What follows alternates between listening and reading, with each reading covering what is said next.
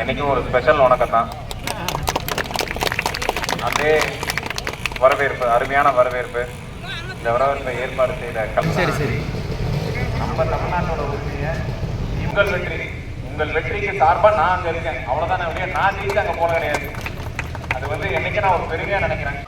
நமது திராவிட முன்னேற்ற கழக தலைவர் தளபதியாரின் பேராதரவு பெற்ற வேட்பாளரும் நம்மை வழிநடத்தும் திருச்சி மாவட்டத்தை ஒளிவோடு நடத்தி வருகின்ற மாதிரிதான் இதுவரைக்கும் நடந்த நாடாளுமன்ற தேர்தலையே நம்ம உதயசூரியன் சின்னத்துக்கு வாக்கு வித்தியாசம் அதிகமா கொடுத்த தேர்தல்ல இந்த தேர்தல்ல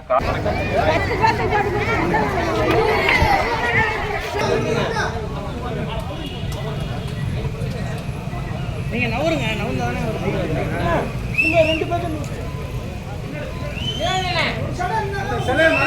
பெரியார மறைக்காதீங்க, பெரியார மறைக்காதீங்க.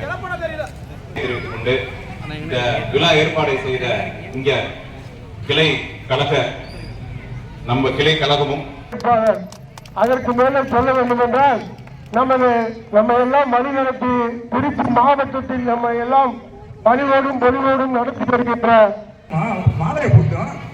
அப்புறம் சால்வை கொடுப்பீங்க, கொஞ்சம் வழி விடுங்க. எப்படி ஐயா கேள்வி நேருடைய தகவல் தமிழ்நாடு 100 நாள் வேலை திட்டம்னு சொல்லி 8 மாநிலங்கள் கேட்டிருக்காங்க. நம்ம மாநிலம் நம்ம மட்டும் தான் கேட்டுட்டு இருந்தோம். அதனால இந்த தடவை 22ஆம் தேதி நாடாளுமன்றம் ஆரம்பிக்கும் போது இதுதான் கண்டிப்பா எங்களுக்கு வேணும்னு கேட்க போறோம். இருக்கிற வரைக்கும் இப்போ பயணம் தொடங்கி கிட்டத்தட்ட ஒரு வார காலம் ஆக போகுது. இன்னைக்கு பார்த்தீங்கன்னா தொட்டியம் சுற்றி இருக்கிற பகுதிகளுக்கு நன்றி அறிவிக்கப்பட்டிருக்கேன்.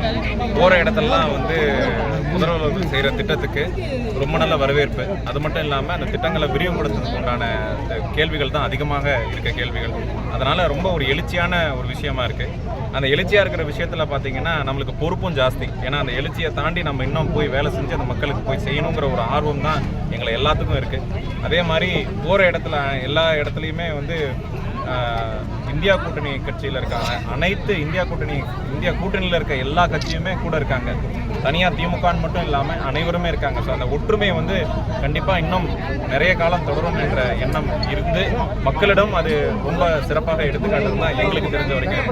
அடுத்த பாராளுமன்ற கூட்டத்தொடரில் இந்த பகுதி விவசாயிகளுக்காக என்ன பேச போகிறீங்க? இல்லை, நாங்கள் போகிற இடத்துல பார்த்தீங்கன்னா 2 முக்கியமான விஷயம். இந்த பகுதியில் பார்த்தீங்கன்னா முக்கியமாக அந்த குரம்பு அமைக்கிற விஷயம் இன்னும் சென்ட்ரல் கவர்மெண்ட்லேயும் இருக்குது. இன்னும் அதுக்குண்டான நிதி பண்ணணும், நிதி அளிக்கணும் அப்படின்னு இருக்குது. ஸோ அதுக்கு முக்கியமாக இந்த தடவை போனவுடனே பட்ஜெட் முடிஞ்ச அடுத்த 2-3 நாள்லேயே அதை துறை மந்திரியை சந்தித்து எங்களுக்கு கொஞ்சம் சீக்கிரமாக அதை பண்ணி கொடுங்கன்னு சொல்லி கேட்கணும். முக்கியமாக அது ஒன்று. ரெண்டாவது பார்த்தீங்கன்னா 100 நாள் வேலை திட்டம் இன்னும் நிறுத்தி கிட்டத்தட்ட 18 மாத காலம் ஆகிடுச்சு.